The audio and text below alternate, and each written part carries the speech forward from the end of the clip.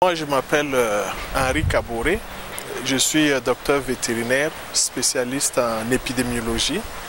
Je travaille avec le Bureau interafricain des ressources animales de l'Union africaine et je suis le coordonnateur régional du programme de renforcement de la gouvernance vétérinaire en Afrique, basé au niveau de la communauté économique de l'Afrique de l'Ouest, CEDEAO.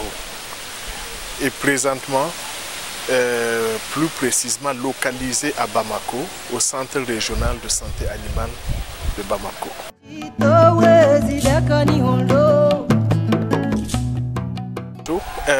Je suis le coordinateur régional du programme de renforcement de la gouvernance vétérinaire en Afrique. Donc ma mission actuelle, c'est de coordonner les activités de ce programme-là dans la communauté économique des États de l'Afrique de l'Ouest. Donc communément appelé CEDEAO, qui regroupe 15 pays. Et les activités de ce programme vont consister à aider les États membres à pouvoir se doter de meilleures stratégies politiques et législations dans le domaine de l'élevage, avec un accent beaucoup plus sur la médecine vétérinaire.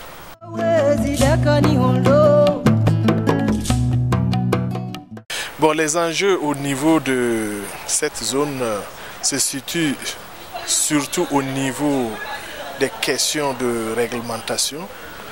Et au niveau de la réglementation, heureusement, la communauté économique de l'Afrique de l'Ouest est en train de mettre un certain nombre de règlements en place, mais qui ne sont pas encore très appliqués parce que bon, ils sont récents et au niveau des États, il faut beaucoup plus de sensibilisation et beaucoup plus de plaidoyer pour que les autorités puissent amener les acteurs à pouvoir mieux utiliser ces réglementations pour gérer la circulation des biens et des hommes afin de pouvoir respecter ces différents problèmes liés aux aspects phytosanitaires.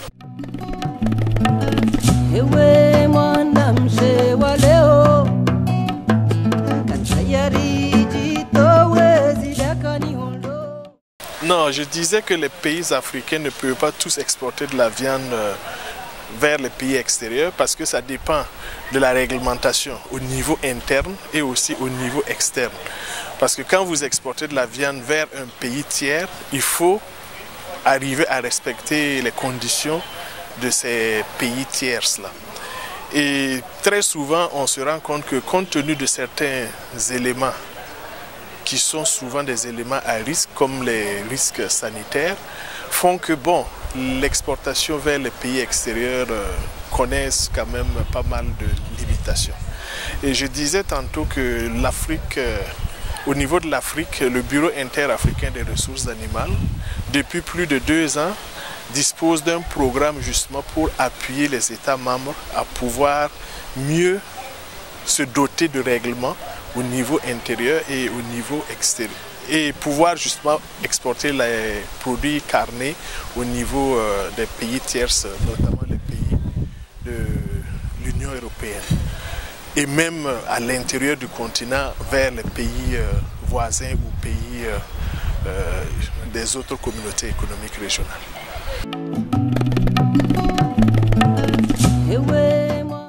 Bon, pour résoudre ces questions, il faut que au niveau des pays qui échangent, ils arrivent à se mettre en accord sur un certain nombre de risques par rapport à ces échanges-là. Et ces risques, comme vous le dites, peuvent être d'ordre phytosanitaire ou d'ordre politique, mais il faut quand même que les deux pays qui veulent échanger puissent s'asseoir et trouver un accord en considérant les différents règlements au niveau de ces deux pays et au niveau international. Et très souvent, ces règlements sont basés sur des ententes bilatérales. Et ces ententes sont définies en tenant compte de certains critères étiquetés par trois structures au niveau mondial qu'on appelle les trois sœurs. Il y a une qui s'occupe des plantes, il y a une qui s'occupe de la viande et aussi la troisième c'est l'OMC qui a ses règles pour les échanges au niveau des pays entre eux.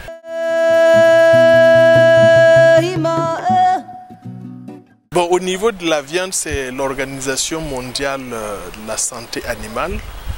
Et au niveau des plantes, c'est l'organisation qui donne les standards phytosanitaires et qui est très relatif aux plantes. Et au niveau de la troisième, c'est l'OMC qui est l'Organisation mondiale du commerce.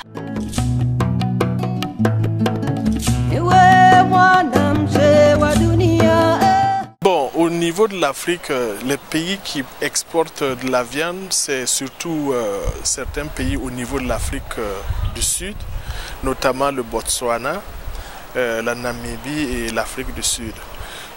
Et au niveau de l'Afrique de l'Est, nous avons la Somalie, l'Éthiopie et un peu le Kenya.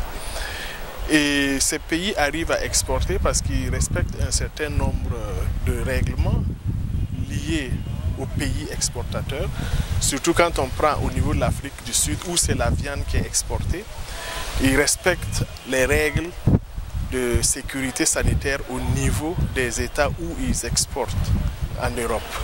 Et quand vous prenez au niveau de la Corne de l'Afrique de l'Est, la Corne de l'Afrique, vous avez les trois pays que je viens de citer qui exportent très souvent des animaux sur pied. Mais ils arrivent à respecter aussi les conditions sanitaires liées aux maladies transfrontalières que ces animaux sur pied peuvent transporter de leur pays d'origine vers les pays d'exportation. Donc tous ces critères sont respectés.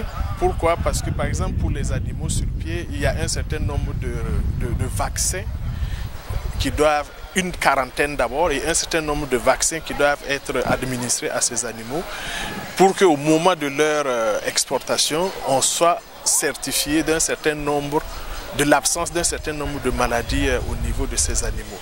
Ce qui donne la garantie et l'assurance aux pays receveurs de pouvoir accepter l'entrée des animaux sur pied.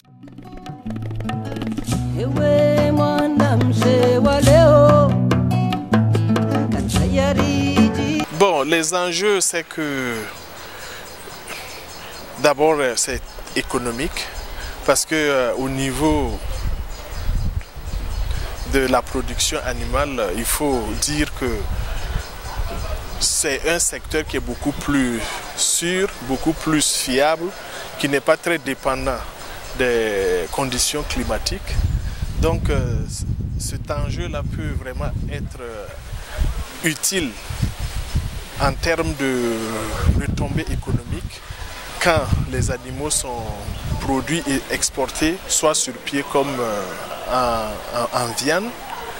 Et cet enjeu peut aussi être lié aux meilleures conditions économiques de nos États, parce que nous sommes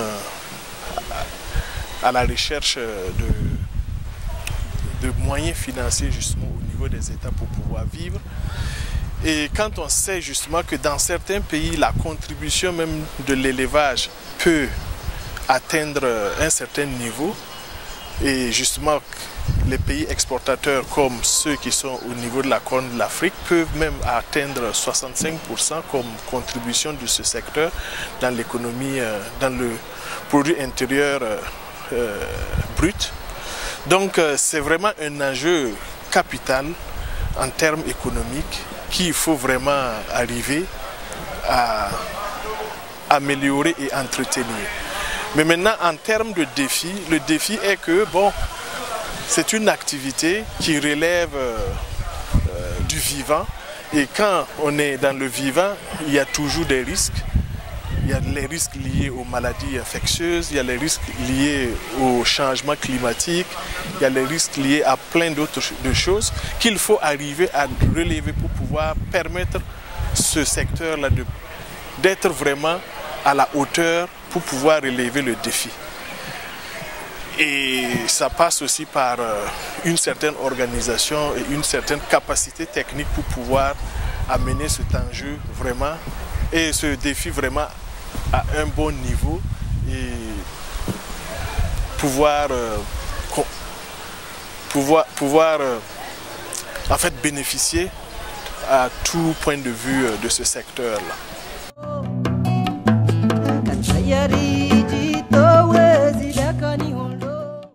Au niveau du secteur, justement, les ressources humaines sont assez rares parce que vous savez, dans les années 80, il y a eu ce qu'on appelle le programme d'ajustement structurel et ce programme avait édicté au niveau des États membres un certain nombre de règlements ou de conditions qui a fait qu'il n'y a pas eu beaucoup de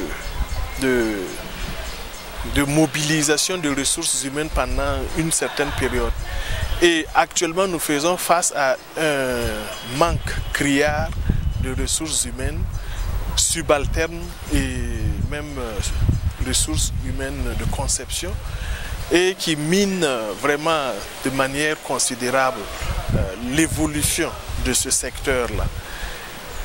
Certains États ont pris la mesure de la situation et ils sont en train de vouloir y remédier. Mais comme vous savez, ça a été sur une longue période. Donc le temps que cette remédiation puisse se faire et pouvoir vraiment permettre au secteur de se lancer comme il se doit nécessairement aussi prendre du temps.